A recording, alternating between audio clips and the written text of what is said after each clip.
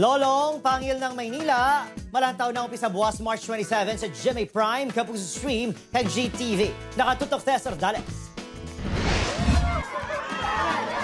May mga pilas pa si Ruru Madrid bilang si Lolong sa nagatubang sa GMA Integrated News sa set sang Lolong Bayani ng Bayan. So actually this week magiging madugo, grabe ang mga bakbakan, magiging madrama, iyakan.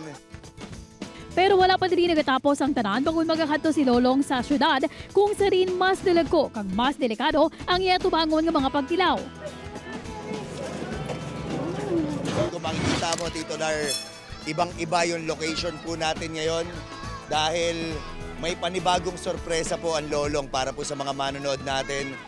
Inina ang bagong kabuhi ni Lolong nga malantaw umpisa buwas March 27 alas 8 sa gabi sa GMA. Ito po ang aming kauna-unahan taping para po sa bagong yugto ng Lolong.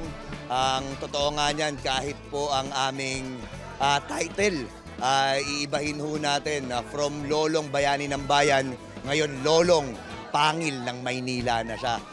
May mga baguman ng mga makaupod nga artista si Ruru. Nandito po si Miss Tessie Tomas, ganun din po si Mr. Ketchup Eusebio.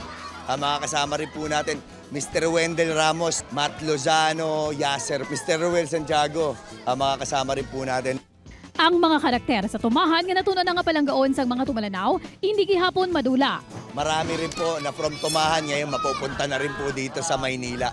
So abangan po natin kung sino-sino po ang mga mapupunta, papaano sila magkikita-kita. Kag para sa mga fans, ang dambuhala nga buwaya nga si Dakila. Abangan po natin papaano ba muling magtatagpo si Lolong at ang kaibigan niya na si Dakila.